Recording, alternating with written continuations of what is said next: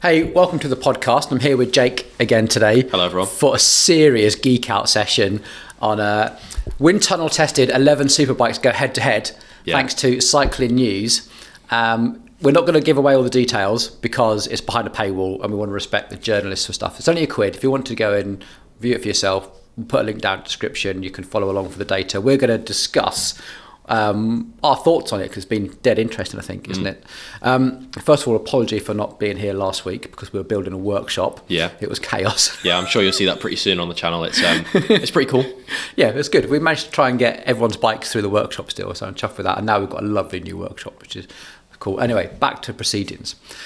Wind tunnel tested. So what's happened is Cycling News have basically pulled together nearly all of the bikes in the Pro Tour peloton and then put them through a wind tunnel test and some pretty vigorous testing as well. Actually, been very impressed with that. The notable exception there for me is the Colnago V4 RS, but pretty much everything else is on there, including the Van Rysel and the Look Blade and the special SL8 and stuff. So and we were like, oh, we've got to go through this. I was chomping at the bit when this came out because I'd seen it in advance on Instagram, and so basically as soon as it got released, I was on you, getting you to pay that one great British pound to get behind this article. Happy to help, guys. It's and to be fair, I mean, as sort of an academic-ish background, I was really glad that they put in all the vigorous academic testing they put into this, how they thought about doing the test, and they've had to make some real decisions when they've done this, and it's good to see that they've labelled it all and the decisions that they have made.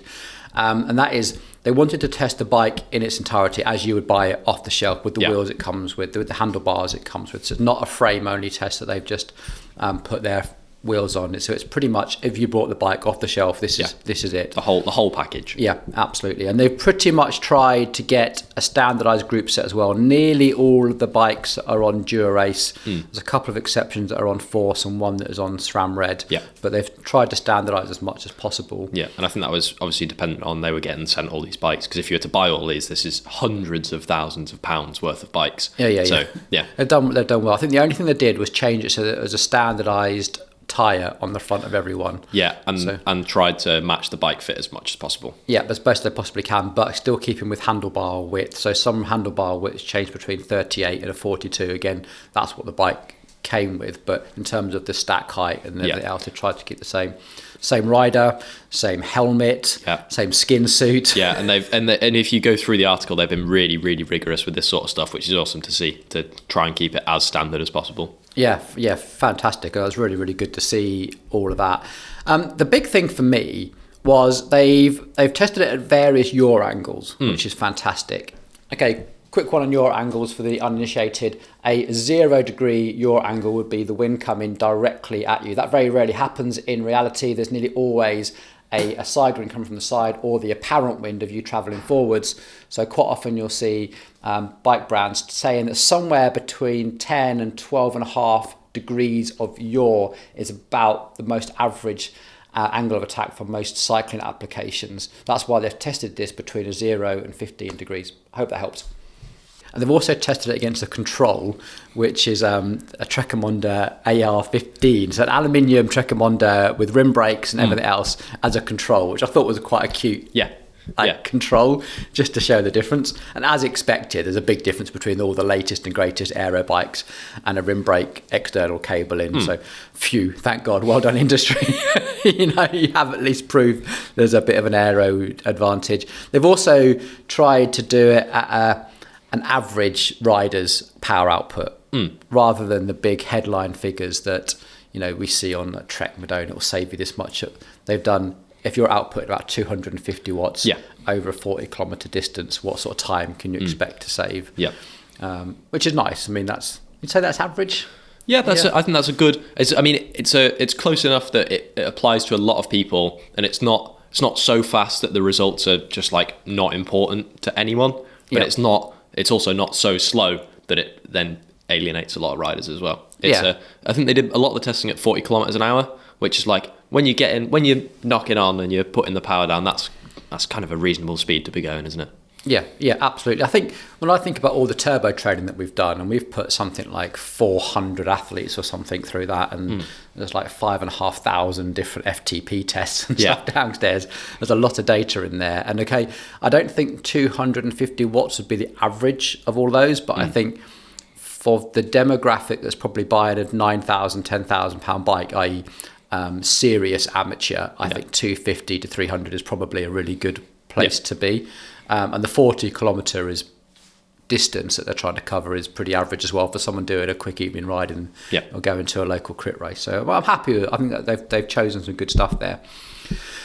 The big takeaway for me actually was this graph, which we can't show on the podcast, so I'll try and talk you through it. And they've drawn the CDA, the coefficient of drag, with the yaw angle at 0 in the middle of the horizontal axis. And then as you go off to the yaw angles of 5 and -5, -10, -15. So what you get is a U-shaped curve with the lowest drag with a head-on wind. And as it comes more to the side, you expect that drag to go up. The interesting thing for me is that some bikes exhibit what you'd consider almost a perfect U-shaped. And others have got like a W shape. Squiggles. That's the technical term, I think. And I think this actually corresponds with how we ride. There's definitely wheels that we ride that can be unpredictable and wheels that feel very predictable. And unfortunately, how they've laid this data up is they've used colours, but they've used the colours for several bikes, so it's hard to exactly pinpoint exactly which line corresponds to which bike. You have to kind of look pretty closely to get into it, because as well, if these results are all very, very close together, to caveat this, there's not a big difference between the best and the worst bike in this test. No, it's all pretty close. We can't give too much away because that's not unfair, but the top 3 they probably said was in the margin of error, that if they tested it on a different day with like a different air pressure or something, would probably yield a different winner, which I think has been really sensible. Yeah, for sure. And I mean, I think what you do get from these results is my real main takeaway is that it really is much of a muchness at the top end of this, in terms of when they go through their margins of error and all that sort of stuff. It's that basically there's like 3 or 4 bikes that could have come out on top, or on a different day it can take a bike from 2nd to 8th in the results sheet. Yeah, absolutely. I mean, the CDA with a rider on for all of these is 0.34 something. And that something ranges probably from we've got here from a 0 right up to a 7 or something. So it's I mean, they exhibit themselves. They're fairly small numbers, but they do think that over that 40 kilometre distance, it's probably about 12 watts or something. So I think there was about a 6 watt difference between the top and bottom end of the spectrum, and that worked out. I think they said about 25-30 seconds over the sort of hour-long time that they were looking at across the whole test. So if you are, I mean, that's fairly significant. It's significant, but there's more things at play. 100%. Like friction of tyres, weight, which we'll get onto in a second. As well. So it's definitely close enough that it can't be the ultimate defining factor. No. That was my takeaway from it. It's all so close. Because especially what I was surprised at was that the out and out aero bikes, such as the S5, the Aeroad, the Scott foil, all that sort of stuff, they don't have a massive advantage across this at all. No, those crazy shapes of the Scott foil and the Cervélo S5, which are crazy aerodynamic shapes, don't look fantastic unless you're into that thing. I mean, aren't that different from an SL8 at all? No. In fact, the SL8 is probably slipperier. Because you see what you see in these results, as you're saying, with the sort of, you're not getting a perfectly U-shaped graph in terms of the bikes that are fastest at a 0 degree yaw angle are those out and out aero bikes, the S5, the Scott foil, all that sort of stuff. But you see a much greater range of results when the yaw angle changes. And when you're getting you're getting a crosswind, and that's probably where you see at the higher speeds, say for example a time trial or a professional rider or a very, very high level amateur, those sort of aero bikes are going to become, as the sort of the faster you go, the closer a yaw angle gets to zero because the wind's coming head onto you. And so those sorts of aero bikes really make the difference at the top end. But sort of the more average you're riding, you're going out on a zone 2 ride, or you're going up a climb, that sort of thing, these really, they don't make so much of a difference, because when the wind's coming at you from the side on, there's more material to take the drag. Yeah, absolutely. And I'm quite encouraged by it. Reflects my personal riding experience on a lot of these bikes, notably the Look 795, which, spoiler alert, was the slowest. It lost. It lost. It lost.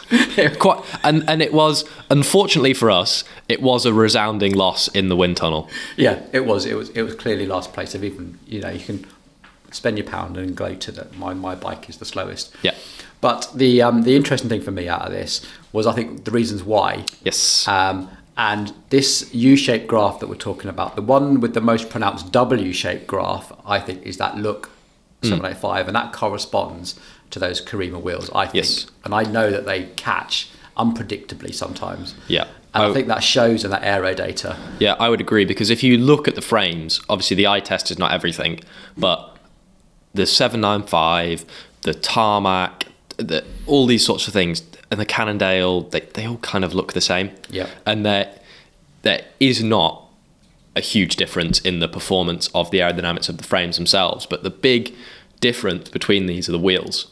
Absolutely, yeah. And the other thing that corresponds is the Roval wheels that I've tried as well. They performed, I think, really well. Fantastic. The perfect U-shaped curve of that Specialized S8 on that, I think, corresponds. And it kind of makes sense. I'm like, okay, yeah, I can see why this Look is doing so badly. And it is because those wheels. I mean, those Karimas, they're lovely and comfortable. They absorb vibrations with that foam core, but they're just a little bit more unpredictable than you think they should be. And I think you can see it almost in that data. You can see it in the results, yeah, because of the changing in yaw angle. And I think the interesting thing is it's basically the what we see is the sharpness of the curve on the rim. Yeah. Because on all these more modern rims becoming wider and wider and a more flatter profile. So you've got the wind does not catch the edge, as you say. And with those Karimas, they are definitely a sharp sort of V-shaped profile. Yeah, they're not as sharp as the old school like Mavics were, but they're definitely not as... I mean, the Rovals are a really special shape. I mean, the Rovals especially, they've got that, when you put a tyre on it, it always looks like the tyre's not seated properly. Because you can see the edge of the rim coming through it. Edge of the rim and stuff. But the back wheel is actually complete opposite. The back wheel is actually quite narrow. Yeah. It's like, hang on, are these matching wheels when you first see them for the first time? Yeah. So there's a very big difference there, I think, in wheels. The other thing with the Look, it all come with 42 centimetre bars. They did say they tried to adjust for that, but I think there's only so much you can do. Yeah, there's only so much sort of rolling in with the wrists and stuff that you can do to compensate for a difference between a 38 centimetre and a 42 centimetre bar. And it is something that I've sort of criticised Look for, because 42 was too wide for a lot of people. I've gone down to the 40s. Yeah. Could probably ride the 38s on them, to be fair. Most blades that we sell here, we've kind of upgraded the handlebars or changed the handlebars out for people and put the 40s or the 38s on. Yeah. And I think out of that list, the Look blade definitely has the widest of 42. Yeah, and I think it's a problem of the current market in that you get these integrated cockpits and all that sort of stuff. And the brilliant thing about the Look one is that it is changeable, it's adjustable. You don't have to buy a whole new handlebar set when you want to change your setup, like you might do with a Specialized cockpit or something like that. All in one, yeah. But the problem is you can't spec it from factory. And so if you want size large, it's going to come with a 42. With a 42. Yeah. And a brand that does do that really well is Canyon, because they have their adjustable handlebar. And so we see that Canyon's fared fairly well in this test, especially because, they're slightly cheaper because of all the direct-to-consumer stuff. Absolutely. Yeah. And you see, Canyon have that sort of adjustable handlebar width. And I'm not saying that's the be-all and end-all, but it's another thing that you might want to consider into kind of purchasing facts and stuff like that, because the problem with the general market is if you're buying a full bike with a whole setup coming on it and it comes with a 42 centimetre handlebar, you've then got another £500 to spend on your handlebars because you want something narrower. I think when you're buying a bike at this level, custom building has to be the way. Because all these little details make so much difference. Well, I can't imagine spending £12,000 on something that isn't entirely custom. Yeah, because, I mean, you look at these results and they're all so close. To me, the really big takeaway from this is it's not the frame that makes the difference. It's number one, position on the bike. You really, really want a bike that's going to fit you well. You can be absolutely dialed on it, because aerodynamics, I mean, the frame only makes up such a tiny percentage of your frontal area. The whole frontal area is the body. And so if you're sat wide and bolt upright on the fastest bike in this test, you're going to be slower than if you're on the slowest bike, but in a really comfortable fast aero position. There are so many caveats to that as well. I think all the brands have done a little response as well, like a half a sentence that they allowed them to respond to, and the sort of the look response was actually, we built the bike around total efficiency and everything else. And I think we've talked about this in the review that I did, that they've sort of really pulled that seat angle up high to try and help the rider become a little bit more aerodynamic. So whether they compensated for that sort of thing in the bike fit and stuff, God knows. We're just like, so much stuff. Without getting too tied into the details of all this, what I have done is taken the opportunity to make a little spreadsheet of the CDA, the weight and the cost, and which is dead interesting, because from the heaviest bike on test, which is a Cervélo S5 at 8.5 kilos. And that was the SRAM Force version. SRAM Force version, yeah. And it's also 9,599. That's Cervélo S5. Bargain. The lightest one in this test, which I think we can talk about on this, the Specialized S-Works at Tarmac SL8 at 7.1 kilos, but £12,000 with the SRAM Red group set on there. The new Rovals, all that sort of jazz. So, yeah. Yeah, I mean, that's not that interesting. What I think is really interesting is where the value is. So what are you getting? Price for weight and price for CDA. Yes. And I think for that, the Van Rysel has got to be the best value for money. You think? Well, yeah, I think so, because it's quite funny. They in the test report, they apologise for calling £9,000 a good value, which I think is a nice touch. But the Van Rysel, 7.5 kilos, £9,000, and a CDA of 3438. Yeah. So it's right in the middle of everything, right in the middle of weight, right in the middle of CDA. And if you do it cost per gram, it comes out pretty much the best cost per gram. And to be clear, this is the most expensive Van Rysel, with the Swiss side wheels, the Dura-Ace group set, all the bells and whistles attached. This is effectively the pro spec bike. Yep, coming out a little under £1.20 per gram. That sounds quite cheap for certain things. Perspective, isn't it? But you compare that to the most expensive in the test, which was the Pinarello Dogma F at £1.74 per gram. £12,500 gets you 7.2 kilograms. The interesting thing is the difference between the heaviest and the lightest, which is a little over a kilogram. It takes £4,000 to lose a kilogram of weight. Yeah, but these are obviously all bikes with aero wheels on. Yeah.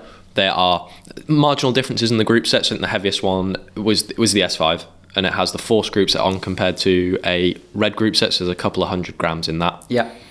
But yeah, the big difference is, I mean, in the frames, there's hardly any weight difference between the sort of all-round bikes, but again, with the S5, you are adding another couple of 100 grams on there. It's those wheels. I mean, the Trek Madone really stood out to us both, didn't it, really? It was a SRAM Force, which isn't a heavy group set by any stretch of the imagination. But that came in at 8.16. I'm like, what the hell have Bontrager made those wheels out of to get them to be so heavy? I did have a look on the Trek website, because I was pretty taken aback by the weight of the Madone, because I thought, well, they've just done all this work basically making it a hybrid between the Amonda and the Madone. So you would think a big payoff of that is that it's going to be a nice lightweight bike. Mm-hmm. And when I saw this come knocking out at over 8 kilograms for a nearly £9,000 bike, I thought, what are they doing with that? And the difference between on their website and what they say, so of the Trek weight, that spec is a 7.4 kilogram build. That's kind of without bottle cages, pedals, all that sort of stuff. And the most expensive new Trek Madone is £12,500, and it's 400 grams lighter. Yeah. What the hell? It doesn't make sense, does it? No. It doesn't make sense. Weight still has to be so important that they can't ignore that sort of thing. It still has to be a major consideration. Unfortunately, what we're finding is that the more money you spend doesn't necessarily get you more aerodynamics, but we are still definitely in an arms race to lose that weight. These days it looks like the aerodynamics are pretty much of a muchness, but for me it always comes down to, like, you've got a custom build. That Trek Madone could be really slippery, but with those heavy wheels, what's the point? For sure. And I mean, you look at any of these frames, and again, as we were saying before, it's not the frame that's the be all and end all in terms of the aerodynamics. You're gonna get much more difference from getting a spot on fit with all the exact right bits for you, and that's what's going to make the difference. So if you're buying the fastest bike on a stock setup and it comes with the wrong handlebars, the wrong stem, the wrong length cranks, all that sort of stuff, you're going to lose out so much more. Absolutely. Do you know what was the least value bike, in my opinion? I mean, you can judge it by a few different ways. It's got to be a Cannondale SuperSix Evo High Mod Team Edition at £12,500, 7.69 kilograms, and a very average middle of the road CDA. So it's average on weight. In fact, it's slightly heavy on weight towards the heavier end. Average on CDA and the most expensive. But it does have the nicest paint job. But you can't buy that paint job. The one that's in the test, you can't buy. Oh, you can't buy the ProSpec? No, it's actually in the test. The guys at Cycling News have said this one has the best paint job, but you can't buy it. So that's even worse. I know. So why the hell would you buy a Cannondale? That's so disappointing. Do you know what? I think for me, the look 795 Blake, I'm just sticking up for my, I'm a fanboy. Just don't have to be shy about that. Is average value. So the one that they had on the test was the Duros version at 9,790. So 790 quid more than the Van Rysel. Okay, those wheels, probably, if I was really, really worried about aerodynamics, I probably wouldn't choose the Karimas. If I was worried about comfort, maybe I would, but that's for another podcast, maybe one day.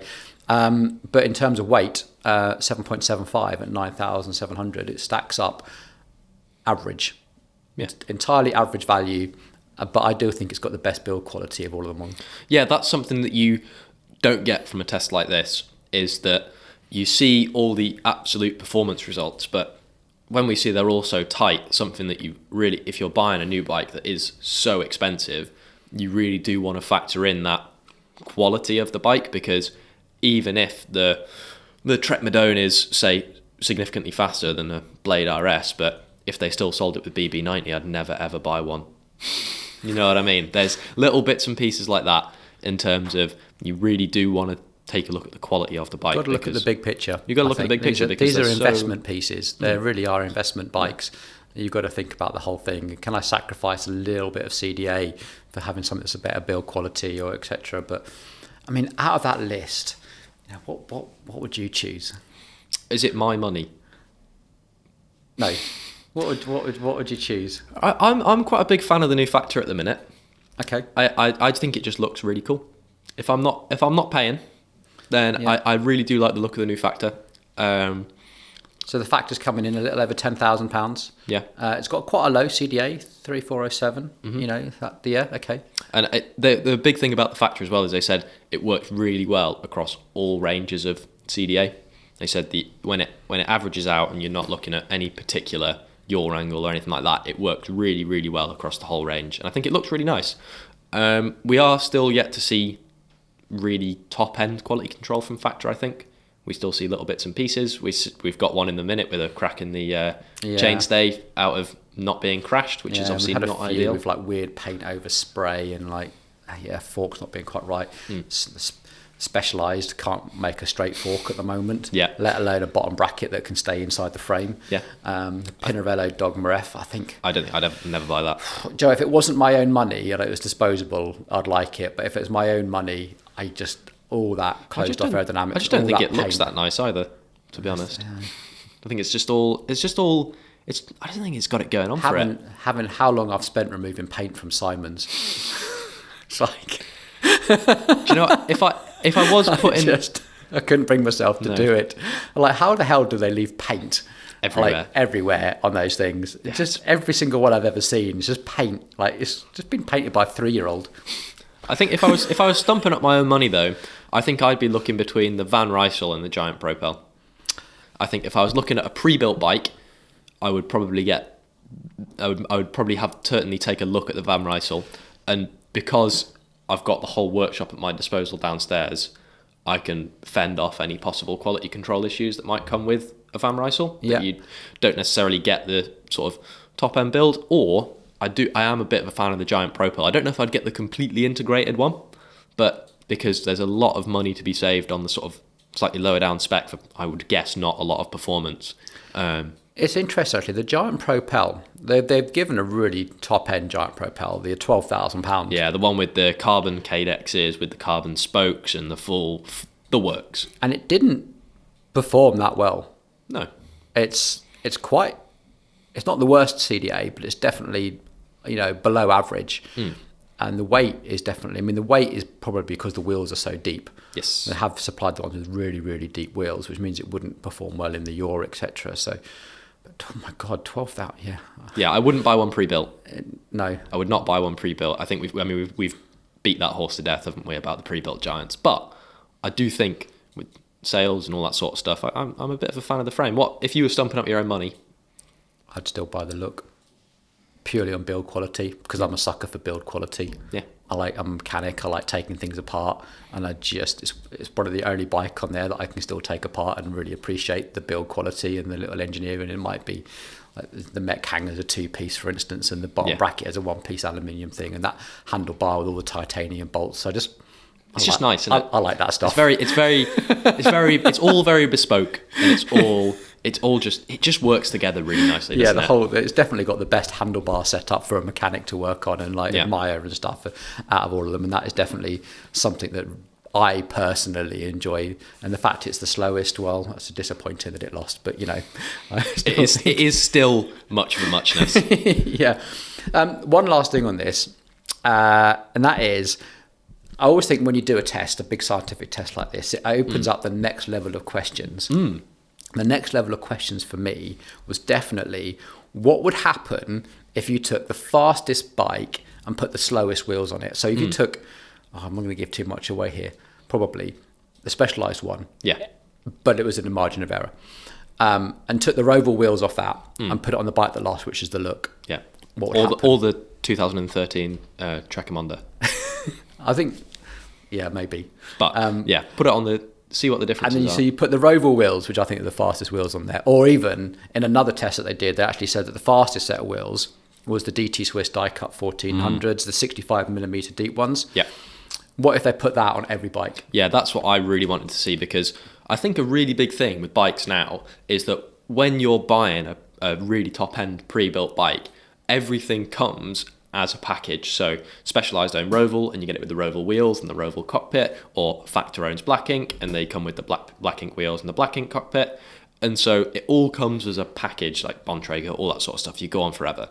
And it all comes as a package. But I'd be really, really interested to see is, if do those DT Swiss wheels make any bike faster, or do they actually make any bike slower?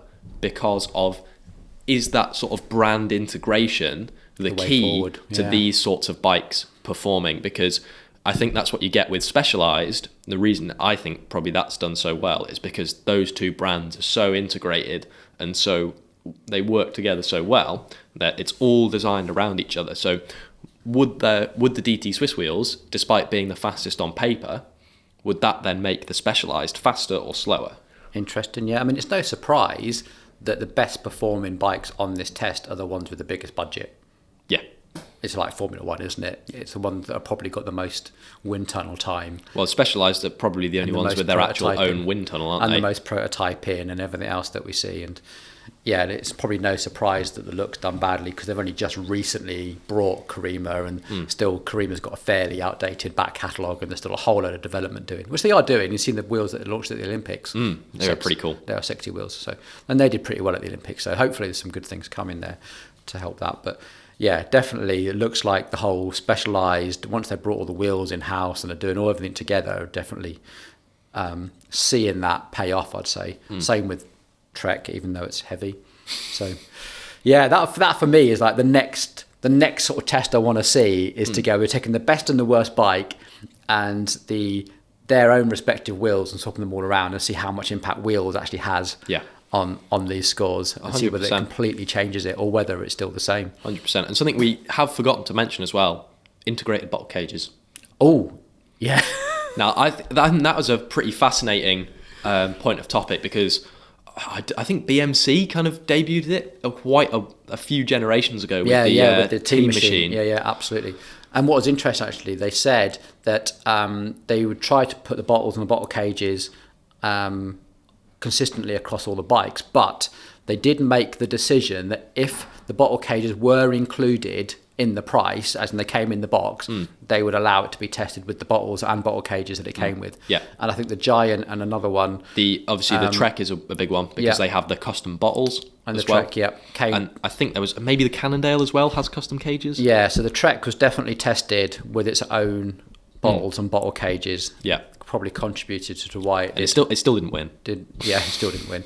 But yeah, because the Specialized didn't have its own stuff. So, and to me, that seems like an easy win for the next generation of bikes. Is that sort of?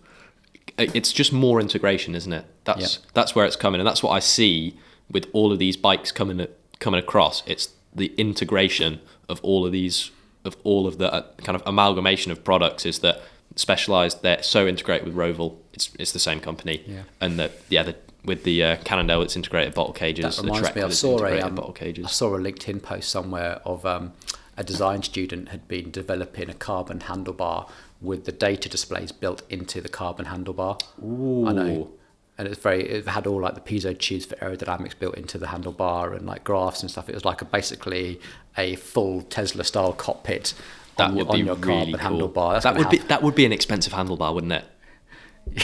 Yeah, but maybe we're in like 2035 here. Who knows? Yeah. Okay, let's finish this podcast off with what's out of stock with SRAM this week. As far as I can find, cranks. I can't find cranks anywhere. I would like to volunteer almost any SRAM force part. Almost any. Just take a look. You can't find them. Oh, it's mental, isn't it? We thought we'd finished with all this, like everything being out of stockness, but it still like creeps up on us, doesn't it? And that makes our life harder. But anyway, and on that bombshell, thanks for watching, everyone. Please get down there with your comments. If you've downloaded this report, let us know what you thought. What was the point of inquiry that you want to see happen next? And maybe we'll be in touch with Cycling News and see what happens. I think it's an excellent read. I definitely recommend buying it. It's about 7,000 words long, and I was pretty captivated by the whole thing. Yeah, get it. Link down in the description. Pay £1 for it. It's definitely worth that. And let us know what you think. All right, till the next one. Take it easy. See you later.